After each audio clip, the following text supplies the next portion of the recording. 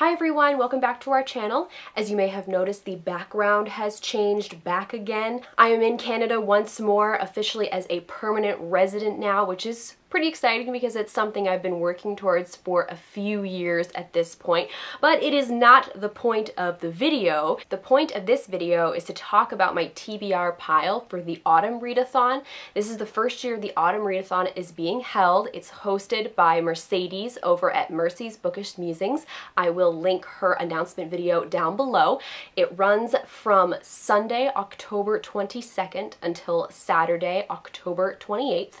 There are a few prompts. If you wish to follow them, you don't have to. She wants to keep it casual, but I enjoy trying to find books that fit the prompts because it gets me reading books that maybe I haven't thought about picking up in a little bit. So I am going to be attempting to read books for the 4 main prompts. There are 2 bonus prompts, but I am going to ignore those because I doubt I will be able to read more than 4 books in a week anyway. The first prompt is to read something that is spooky or gothic, so for that I have decided to pick up A Clerical Error by J.J. Carter. This one is about a vicar in a parish who sees a man murdered, but no one in the town believes him. They all think that this man died of a heart attack, so the poor vicar's trying to prove otherwise. And apparently there's also some supernatural elements that come into play, and the cover of the book is a graveyard with a dead man, so I'd call that pretty spooky.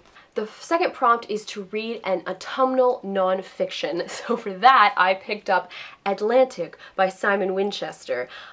This is definitely a bit of a stretch for the autumnal side of this. However, my case for choosing this book is that I always associate the Atlantic with colder weather, lots of wind, stormy, that sort of thing. Atlantic talks about the history of the Atlantic Ocean, as the little subtitle here says, great sea battles, heroic discoveries, titanic storms, and a vast ocean of a million stories. So I will be learning a lot about the Atlantic Ocean in a very short amount of time. The third prompt is to read a book set in a cold country. I picked up Broken Monsters by Lauren Bukes. This one takes place in the US, which is not always cold, but it takes place specifically in Detroit, which can definitely get cold. This book could also fit the first prompt of a spooky gothic book because it sounds like it could be very spooky and creepy.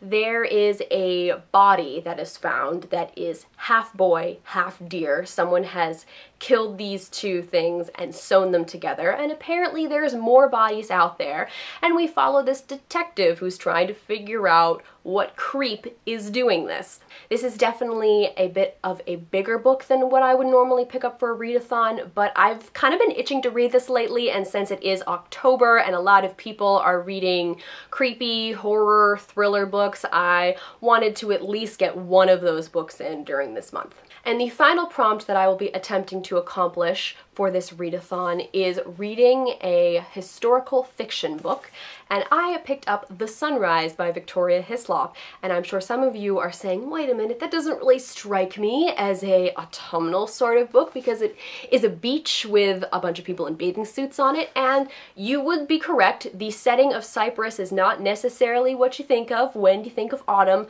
but it deals with themes that are very cold and kind of dark and creepy maybe in some way. The book takes place during the coup d'etat on Cyprus. The cast of characters all have to gather in this hotel called the Sunrise while they deal with illness, hunger, fear, definitely some heavier topics than what the cover might first make you think of. So we're gonna make do with this one. Alright, so those are the 4 books that I will be hoping to tackle during the Autumn Readathon. If you are also planning on participating in this readathon, please let me know down below. Feel free to share what you're planning on reading, if you're going to follow the prompts or just sort of read whatever you feel like, because participating in readathons can be really good for reaching your Goodreads reading goals. As always, all of our links are in the doobly-doo. Check those out if you feel so inclined. Thank you guys very much for watching, and I'll see you later.